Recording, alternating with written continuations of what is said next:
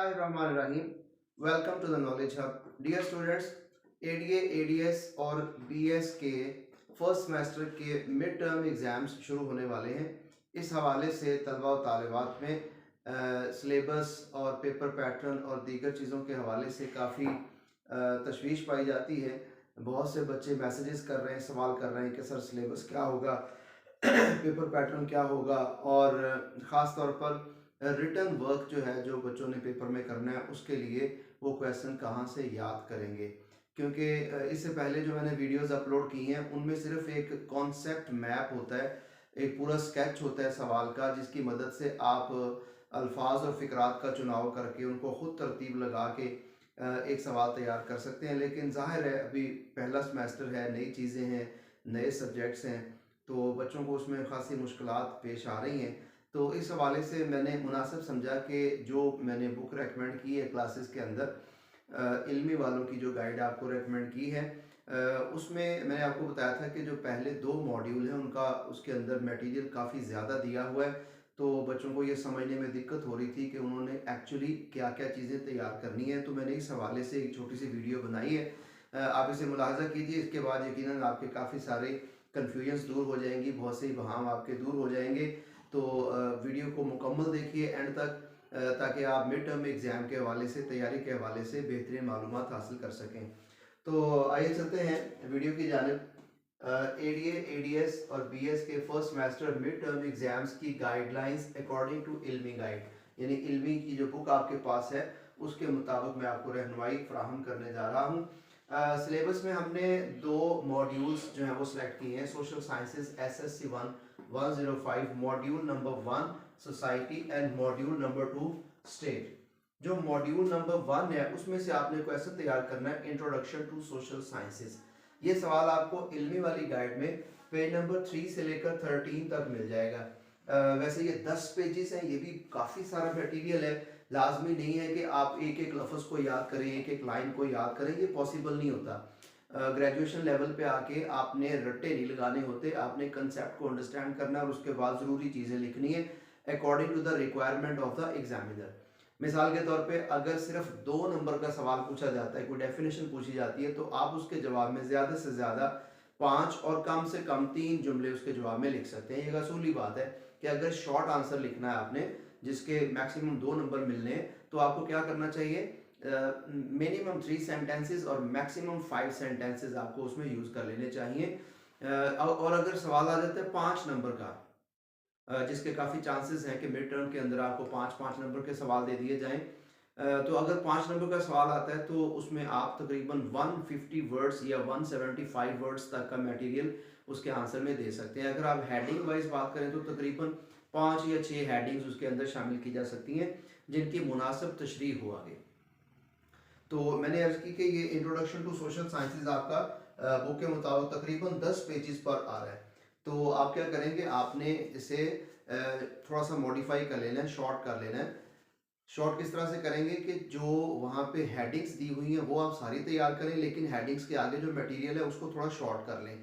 For example वहाँ पे उन्होंने दिया हुआ कि सोशल साइंसेस के अंदर साइकोलॉजी आ जाती है, इसमें सोशियोलॉजी भी आ जाती है, इसमें पॉलिटिकल साइंस भी आ जाती है, इसमें अदर साइंसेस भी आती हैं। तो आप उन सब्जेक्ट्स के नाम सबके लिख लें, लेकिन आगे जो उनकी तफसीलात हैं वो थोड़ी सी शॉर्ट कर लें। 2-2, 4-4, 5-5 जुमले हर हेडिंग के साथ आप ऐड करते जाएं, आपका मुनासिब लेंथ का एक सवाल तैयार हो जाएगा जो 10 नंबर के लिए या 5 नंबर के लिए लिखा जा सकता है। अगर सवाल आए 10 नंबर के लिए तो कम से कम 10 हेडिंग लाजमी लिखनी चाहिए और उनकी मुनासिब तशरीह करनी चाहिए। मुनासिब तशरीह का मतलब है कि 5 से 7 सेंटेंसेस उसकी हर हेडिंग की तशरीह के तौर पर आपने लिखे हों। और अगर 2 नंबर का क्वेश्चन आता है तो आपको 3 से 5 सेंटेंसेस एक सवाल के लिए वो काफ़ी होते हैं। 5 नंबर के सवाल के लिए मैंने बताया कि 150 से 175 वर्ड्स यूज़ कर लिए करें। लफ्ज़ों को गिनना नहीं होता, जस्ट एक अंदाज़ा सा लगाना होता है। रफली अगर आप एक पेज पर 20-25 अल्फाज या 30 अल्फाज लिख रहे हैं, उस हिसाब से आप कैलकुलेट कर लें कि अगर आपने 150 वर्ड्स तक जाना है तो आपको कितने पेजेस लग जाएंगे अंदाजे के मुताबिक, ठीक है। तो अगर 10 मार्क्स का क्वेश्चन आता है तो फिर आप कम से कम 10 हेडिंग बनाएं, क्योंकि 10 नंबर का सवाल काफ़ी तफसीली जवाब तलब होता है, लिहाजा कम से कम 10 हेडिंग बनाएं और उनके आगे रीज़नेबल पैराग्राफिंग कर लें। तो ये जो आपका मटेरियल है 10 पेजेस का, तो इसमें से जब आप सॉर्ट आउट कर लेंगे तो ये महज 2-4 पेजेस का ही काम रह जाएगा। एक्चुअली आपने एक एक लाइन को रटना नहीं है, एक एक लफ्ज़ को रट्टा नहीं लगाना, जस्ट कंसेप्ट को ज़हन में रखना है। ठीक है, सबसे पहले इंट्रोडक्शन आप देखें, मैंने अब वीडियोस बनाई है इंट्रोडक्शन टू सोशल साइंसेज पे, 2-2 4-4 मिनट की वीडियोस हैं जिनमें सिर्फ कंसेप्ट दिया है आपको। कंसेप्ट देने के बाद सब्जेक्ट्स के नाम लिखेंगे, सोशल साइंसेज के अंदर ये सब्जेक्ट्स आमतौर पर शामिल हो सकते हैं। तो आप भी उतना ही काम करें जितना रिक्वायर्ड है। ठीक है, लाजमी नहीं है। अब फॉर एग्जांपल अब आप कहेंगे कि मैंने 10 पेजेस बता दिए तो आप 3 से लेकर 13 तक रट्टे लगाने लग जाए, उसका कोई फ़ायदा नहीं होगा। रट्टा लग भी नहीं सकता, लगाना भी नहीं है, लगाना भी नहीं चाहिए। तो मुख्तसर उसके अंदर से आपने जो जहाँ सब्जेक्ट्स के नाम लिखे हैं, हेडिंग्स हैं, वो सारी की सारी कलेक्ट कर लें, उनका अपना एक स्केच बना लें और फिर उसके बाद वहाँ से मटेरियल आप प्रोवाइड कर लें। वहाँ से याद कर सकते हैं रिटन मटेरियल, लेकिन याद करते हुए एहतियात कीजिए।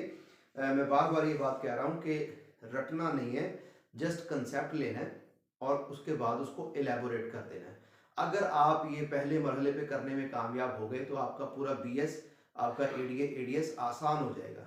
अगर आपने पहले मरहले पे रट्टे लगाने शुरू कर दिए, जैसे ये 10 पेजेस का सवाल है तो 10-10 पेजेस को रट्टे लगाने शुरू कर दिए तो आप बहुत ज़्यादा प्रेशर ले जाएंगे एग्जाम का, इसकी ज़रूरत नहीं है। लिहाजा हेडिंग्स सारी शामिल करें लेकिन उनके आगे मटेरियल को शॉर्ट कर लें। अगर 5 नंबर का सवाल है तो चलो ज़्यादा से ज़्यादा 5 हेडिंग दे लें।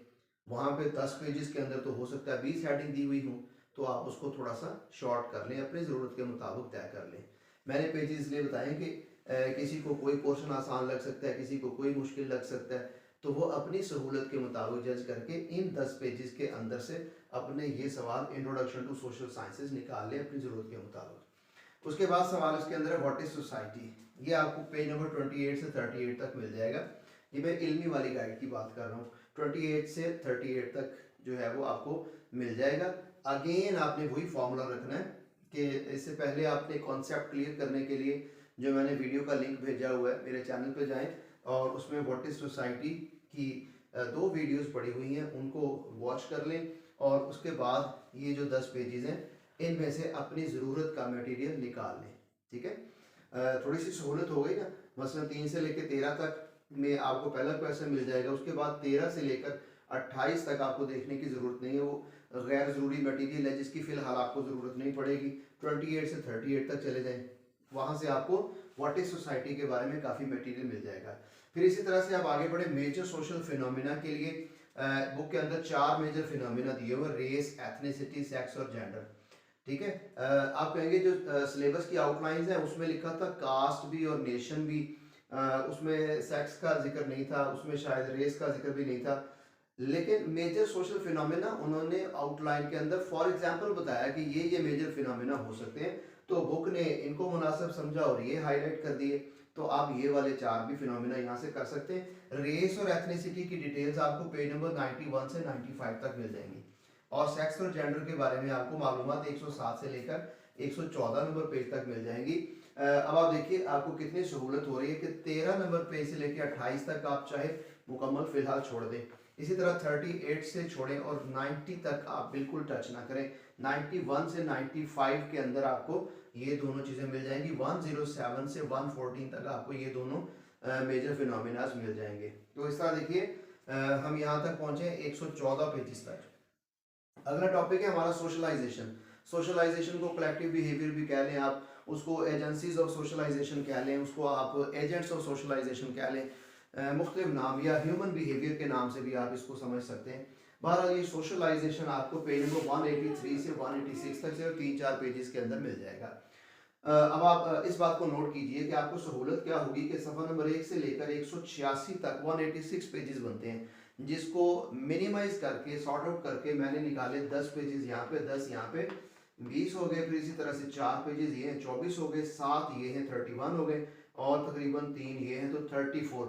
186 सफ़ों की किताब में से, इतने हिस्से में से आप सिर्फ अगर 30 पेजेस को कंसल्ट करते हैं, उसमें से भी 30 पेजेस डजंट मीन कि आपने 30 पेजेस याद करने हैं। अक्सर बच्चों के जहन में ये है कि सर बता दें बस यहाँ से लेके यहाँ तक इतना रट लें तो हमारा बीएस हो जाएगा।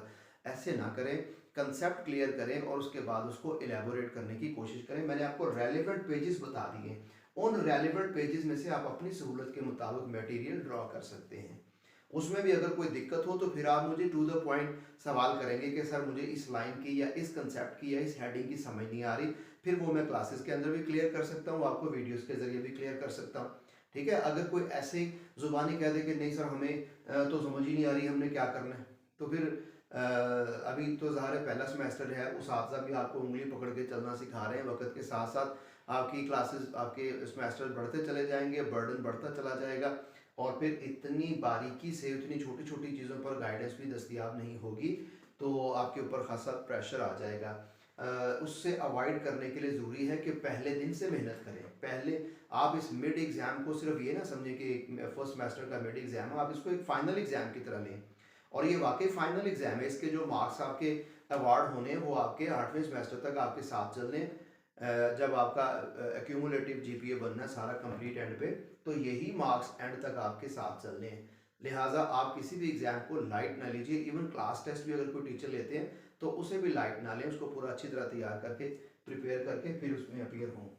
तो ये आपका पहला मॉड्यूल हो गया। एक दफ़ा फिर सुन लें, इंट्रोडक्शन टू सोशल साइंसेज के लिए पेज नंबर 3 से 13 तक कंसल्ट करें। इल्मी वाली गाइड की बात कर रहा हूँ। व्हाट इज सोसाइटी के लिए 28 से लेकर 38 तक 10 पेजेस देख लीजिए। मेजर सोशल फिनोमिना के लिए 91 टू 95 पेजेस देखिए और 107 से 114। और इसी तरह तीसरा टॉपिक है सोशलाइजेशन, तो इसके लिए 183 से 186। ये टोटल कोई 30-35 पेजेस बनते हैं। सिर्फ इन पेजेस तक महदूद हो जाएं और अपना काम तैयार करना शुरू कर दें। 8 मार्च के करीब आपके एग्जाम हो सकते हैं। दूसरा मॉड्यूल है आपके सामने, सेकंड मॉड्यूल, जिसका नाम स्टेट है। इसमें पहला क्वेश्चन स्टेट ही है, स्टेट एंड कॉलोनियलिज्म है पूरा नाम इसका। तो ये आपको पेज नंबर 205 से 210 के अंदर मिल जाएगा। स्टेट के नाम से मैंने ऑलरेडी एक वीडियो अपलोड की हुई है, स्टेट के ऊपर, कॉलोनियलिज्म के ऊपर, नेशनलिज्म के ऊपर और थियोराइजिंग पाकिस्तान के ऊपर भी।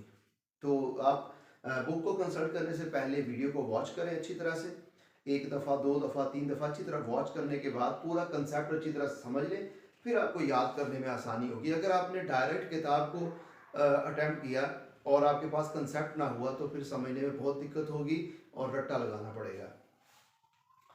तो स्टेट का टॉपिक आप तैयार कर लेंगे, पेज नंबर 205 से 210 तक आपको इसमें मटेरियल मिल जाएगा। इसी तरह गवर्नमेंट और नेशनलिज्म के बारे में आपको मटेरियल पेज नंबर 220 से लेकर 226 तक मिल जाएगा और थियोराइजिंग पाकिस्तान के लिए 238 से लेकर 246 नंबर पेज तक आपको मटेरियल मिल जाएगा।